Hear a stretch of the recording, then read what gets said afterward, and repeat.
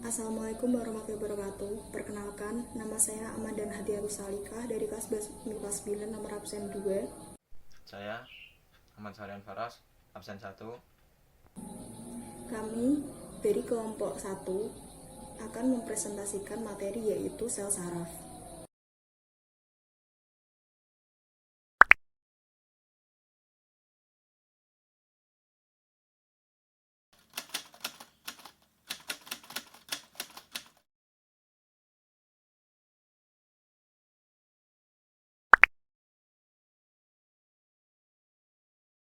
Sistem saraf.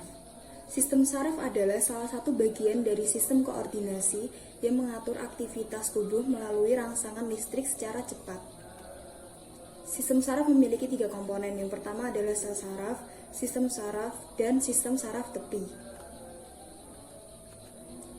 Sistem saraf juga mempunyai 3 fungsi. Yang pertama, input sensori penghantaran sinyal dari reseptor sensoris ke pusat integrasi. Yang kedua, integrasi proses penerjemahan informasi yang berasal dari simulasi reseptor sensoris. Yang ketiga, output motoris penghantar sinyal dari pusat integrasi ke sel-sel efektor. Selanjutnya kita akan membahas tentang sel saraf. Apa itu sel saraf? Sel saraf adalah unit fungsional terkecil dari sistem saraf yang menyusun jaringan saraf.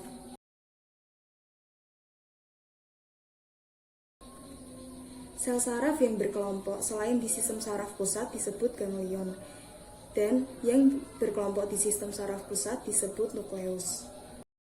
Saya akan menjelaskan struktur sel saraf beserta fungsinya. Di sini saya telah menggambarkan 8 struktur. Mari kita mulai dengan yang pertama. Yang pertama adalah inti sel. Inti sel adalah struktur yang paling penting bagi suatu sel, karena mereka yang mengatur seluruh kerja sel dan mengatur metabolisme secara keseluruhan. Lalu yang kedua ada badan sel. Badan sel merupakan struktur yang paling besar, bentuknya seperti pembuluh dan memiliki membran tipis. Fungsi dari badan sel yaitu adalah untuk menerima impuls yang berasal dari dendrit, kemudian memprosesnya, mengolahnya, dan meneruskannya ke akson. Lalu yang ketiga ada dendrit. Dendrit merupakan juluran sitoplasma yang relatif pendek dan bercabang-cabang. Fungsi dari dendrit adalah menerima impuls dari sel saraf sebelumnya dan meneruskannya ke badan sel. Lalu ada akson. Akson merupakan juluran sitoplasma yang relatif panjang serta tidak bercabang. Fungsi dari akson yaitu adalah meneruskan impuls yang telah diolah oleh badan sel menuju ke cerabut-cerabut otot. Selanjutnya ada sel skon. Sel skon merupakan penunjang sel yang berupa lemak. Sel skon ini yang melapisi akson. Ketika sel skon ini melapisi terus-menerus, maka akan terjadi mielin. Fungsi dari sel skon yaitu ada 3. Yang pertama, memberikan nutrisi pada akson. Yang kedua, mencerna akson yang telah rusak. Yang ketiga, menggantikan fungsi sementara akson yang belum tumbuh kembali. Selanjutnya ada mielin.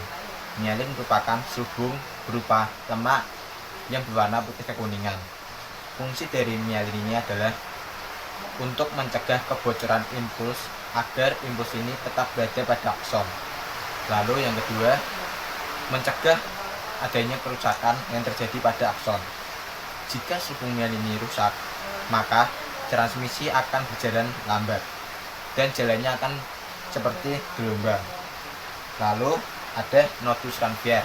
Nodus Ranvier merupakan celah antar selubung mielin atau akson yang tidak terselubung oleh mielin.